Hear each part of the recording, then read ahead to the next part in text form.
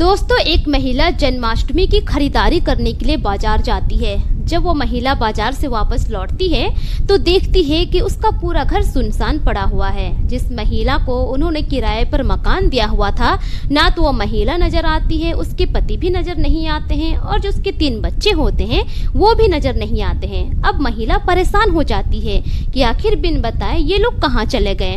अब इसी तरह से धीरे धीरे अगला दिन निकलता है। जब अगला दिन निकलता है तो सुबह सुबह के वक्त अब महिला को बहुत तेज बदबू आने लगती है।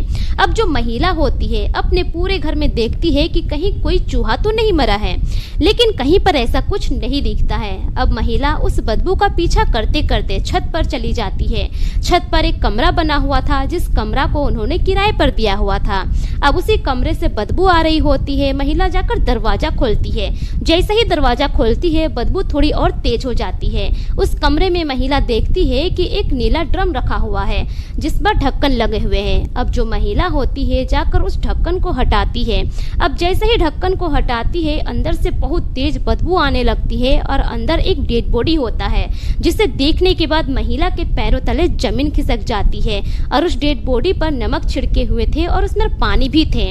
और वो किसी और की डेड बॉडी नहीं थी, बल्कि जिस व्यक्ति को महिला ने किराए पर कमरा दिया हुआ था, हंस राम उर्फ सूरज की डेड बॉडी थी। अब हैरत की बात यह है कि कल से उसके पूरे परिवार वाले गायब है। सूरज की पत्नी, उसके 3 बच्चों गायब है और इधर जो सूरज की डेड बॉडी है वो नीले ड्रम में पड़ी हुई है। अब उसके बाद जो महिला होती है तुरंत पुलिस को सूचना दे देती है। तो दोस्तों, आखिर क्या है सूरज की पूरी कहानी, आइए जानते हैं इस वीडियो में। पर वीडियो में आगे बढ़ने से पहले आप सभी से एक ही रिक्वेस्ट है कि वीडियो को लाइक कर दीजिए और चैनल को भी सब्सक्राइब कर दीजिए ताकि मेरा हौसला बढ़ता रहे। दोस्तों, मेरा नाम है तबस्सुम खातून और आप सभी का मेरे चैनल पर स्वागत है। दोस्तों, आज की सच्ची घटना है राजस्थान के खैरथल तिजारा जिला के किशनगढ़ बास थाना क्षेत्र के आदर्श कॉलोनी की। दरअसल उत्तर प्रदेश के शाहजहांपुर जिले के नवादिया नवाजपुर निवासी हंस राम उर्फ सूरज अपनी पत्नी सुनीता, अपने 3 बच्चे हर्षल, नंदनी और गोलू के साथ राजस्थान में एक किराए के मकान में रहकर किशनगढ़ बास में एक ईंट के भट्टे पर मजदूरी किया करता था। सूरज किसी तरह वहां पर अपने पूरे परिवार को रखकर मजदूरी करता था और किसी तरह अपने परिवार का भरण पोषण किया करता था। इसी तरह संघर्ष भरी जिंदगी वो राजस्थान में गुजार रहा था। धीरे धीरे समय ऐसे ही गुजरता चला जाता है। बात है आज से 6 महीने पहले की। 6 महीने पहले सूरज की मुलाकात एक जितेंद्र नाम के युवक से होती है। जितेंद्र जो होता है वो उसी इलाके का रहने वाला होता है। अब धीरे धीरे करके उन दोनों की बातचीत आगे बढ़ती है और दोनों की अच्छी खासी दोस्ती हो जाती है। दोनों एक साथ उठना बैठना करते, एक साथ घंटों घंटों वक्त भी गुजारा करते। जितेंद्र किशनगढ़ बास थाना क्षेत्र के आदर्श कॉलोनी का रहने वाला होता है। आज से 1.5 महीने पहले की बात है। जितेंद्र सूरज से कहता है कि यार तुम मेरे घर चलो, मेरे घर में एक कमरा ऐसे ही पड़ा हुआ है, तुम चाहो तो अपने परिवार के साथ मेरे घर में रह सकते हो, चलो मैं अपने माता पिता से तुम्हें मिलाता हूँ। अब जो सूरज होता है जितेंद्र के साथ उसके घर चला जाता है। आज से 1.5 महीने पहले की बात है। जब वो उसके घर में जाता है तो जितेंद्र अपने माता पिता से सूरज को मिलाता है और जितेंद्र अपने माता पिता से कहता है कि माँ, इसका नाम सूरज है और ये उत्तर प्रदेश का रहने वाला है, यहाँ पर ईंट के भट्टे में काम करता है और अपने पूरे परिवार के साथ वो यहीं पर रह रहा है। इसकी पत्नी है, 3 बच्चे हैं। अब जो जितेंद्र के माता पिता होते हैं वो हामी भर देते हैं और कहते हैं कि ठीक है, अगर तुम्हारा दोस्त है और यहाँ पर रहना चाहता है किराए में तो रह सकता है, हमें कोई आपत्ति नहीं है। अब उसके बाद सूरज अपनी पत्नी और 3 बच्चों के साथ जितेंद्र के घर में आ जाता है और उसके घर के छत के ऊपर जो कमरा बना हुआ था उसी पर वो लोग किराए के तौर पर रहने लगते हैं। इधर जो जितेंद्र के परिवार वाले होते हैं वो लोग बहुत अच्छे होते हैं। जितेंद्र की जो माँ होती है जिसका नाम होता है मिथिलेश, वो एक हाउसवाइफ होती है। जितेंद्र के जो पिता होते हैं उनका नाम होता है राजेश शर्मा, वो एक प्रॉपर्टी कारोबारी होते हैं। उनके पास मालो दौलत की कोई कमी नहीं थी। अब इसी तरह से सब चीज अच्छा चल रहा होता है। उधर जो सूरज होता है वहीं पर रहकर अपना कामकाज कर रहा होता है। वहीं से वो ईंट भट्टे पर जाता, सारा दिन मजदूरी करता, उसके बाद वो शाम को अपने घर लौट जाता। लेकिन जो सूरज होता है वो बहुत ज्यादा शराब पिया करता। जब भी वो अपने कमरे में आता, कमरे में बैठकर बहुत ज्यादा शराब पिया करता है। इधर जो जितेंद्र होता है वो भी शराब का आदी होता है। अब आए दिन जितेंद्र शराब पीने के लिए सूरज के कमरे में जाता, दोनों बैठकर एक साथ शराब पीते और घंटों घंटों दोनों एक दूसरे के साथ बातचीत किया करते। समय इसी तरह से गुजर रहा होता है। अब बात है 16 अगस्त साल 2025 शनिवार की। उस दिन जन्माष्टमी का त्योहार होता है। मकान जो मालकिन होती है मिथिलेश, वो बाजार चली जाती है खरीदारी करने के लिए। बाजार से वो खरीदारी करके आती है, लेकिन वो जैसे ही घर आती है कुछ देर के बाद वो नोटिस करती है कि जो किराए के मकान में लोग रहते हैं, यानी कि सूरज की पत्नी सुनीता और उसके बच्चे, वो लोग नजर नहीं आ रहे हैं। पूरा घर सुनसान पड़ा हुआ है। वो जाकर देखती भी है कमरे में, लेकिन कोई नहीं होता है। अब जो मकान मालकिन होती है सोच में पड़ जाती है कि आखिर ये लोग बिना बताए कहाँ चले गए। उसको तो ये लग रहा था कि जो सूरज है वो तो काम पर गया होगा, लेकिन उसकी पत्नी और बच्चे कहाँ चले गए। धीरे धीरे ऐसे ही रात का वक्त हो जाता है। अब जब रात का वक्त होता है तो एकदम और सोच में पड़ जाती है। उसके मन में तरह तरह के ख्याल आने लगते हैं। अब इसी तरह से धीरे धीरे अगला दिन निकल आता है। रविवार की सुबह अब जो मकान मालकिन होती है अपने घर का कामकाज कर रही होती है।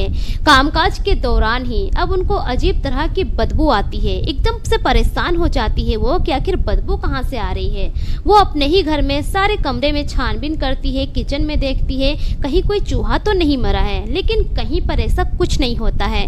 अब उसी बदबू का पीछा करते करते धीरे धीरे वो छत पर चली जाती है। छत पर जाकर देखती है तो वहाँ पर भी कुछ नहीं होता है। अब छत पर जो कमरा बना हुआ था जिसे उन्होंने सूरज को किराए पर दिया हुआ था, अब उस कमरे की तरफ देखती है तो शायद बदबू वहीं से आ रही थी। जाकर वो कमरे का दरवाजा खोलती है। जैसे ही कमरे का दरवाजा खोलती है अंदर से बहुत तेज बदबू आने लगती है। उनको बर्दाश्त ही नहीं होता है। तब वो देखती है कि अंदर एक नीला ड्रम रखा हुआ है और उस पर ढक्कन लगे हुए हैं। अब जो महिला होती है मकान मालकिन जाती है उस ढक्कन को खोलती है। जैसे ही ढक्कन को खोलती है बहुत तेज बदबू आने लगती है और अंदर का नज़ारा देखने के बाद उनके पैरों तले जमीन खिसक जाती है। अंदर डेड बॉडी होती है और वो डेड बॉडी किसी और की नहीं होती है बल्कि उसी के किराएदार सूरज की होती है। उस पर नमक छिड़का हुआ था और पानी भरे हुए थे। बहुत ज़्यादा बदबू आ रही थी जिसकी वजह से तुरंत वो बाहर निकल जाती है। अब वो एकदम से हैरान रह जाती है। पूरा बदन उनका कांपने लगता है। वो क्या करेगी उनको कुछ समझ में नहीं आ रहा होता है। अब जो महिला होती है अपने पड़ोसियों को आवाज़ लगाती है। अब जो उनके आस पड़ोस के पड़ोसी होते हैं तुरंत उनके घर में आते हैं और वो लोग भी जब डेड बॉडी को देखते हैं सभी हैरान रह जाते हैं। अब उसी वक्त नज़दीकी पुलिस को सूचना दी जाती है। जैसे ही पुलिस को सूचना मिलती है थोड़ी ही देर के बाद पुलिस की टीम वहां पर पहुंच जाती है। जैसे ही पुलिस की टीम वहां पर पहुंचती है सबसे पहले उस कमरे में जाती है, नीले ड्रम को बाहर निकालती है। उसके बाद उसमें से डेड बॉडी को बाहर निकाला जाता है। डेड बॉडी की हालत देखने के बाद पुलिस के भी रोंगटे खड़े हो जाते हैं क्योंकि डेड बॉडी की हालत बहुत बुरी थी। किसी धारदार हथियार से उसका गला रेता गया था और नमक से वो पूरी तरह से सना हुआ था। उसमें पानी भी थे। ऐसा लग रहा था कि उसको गलने के लिए ही उस ड्रम में डाला गया हो। उसके बाद जो पुलिस की टीम होती है मकान मालकिन से पूछती है कि क्या आप इसे जानते हैं। तब जाकर मकान मालकिन कहती है कि हाँ मैं इन्हें जानती हूँ, इनका नाम सूरज है, उत्तर प्रदेश का रहने वाला है और मेरे ही इस कमरे में किराए पर पूरे फैमिली के साथ रह रहा था। उसके बाद पुलिस मकान मालकिन से पूछताछ करती है कि आप बताइए कि इसके परिवार वाले कहाँ गए, इसकी पत्नी और बच्चे कहाँ गए।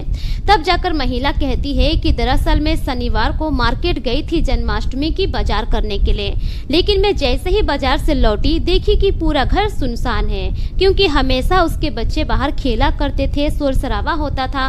लेकिन जब मैं बाजार से घर आई तो पूरा घर सुनसान था। मैं ऊपर जाकर देखी लेकिन कोई नहीं था कमरे में। मैं सोच में पड़ गई कि आखिर ये लोग गए कहाँ हैं। और उसी दिन से मेरा जो बेटा है जिसका नाम है जितेंद्र वो भी गायब है। उसका भी कोई अता पता नहीं चल रहा है। मेरे बेटे का एक बेटा है जिसकी उम्र 14 साल की है। उसकी पत्नी आज से 12 साल पहले ही मर चुकी है।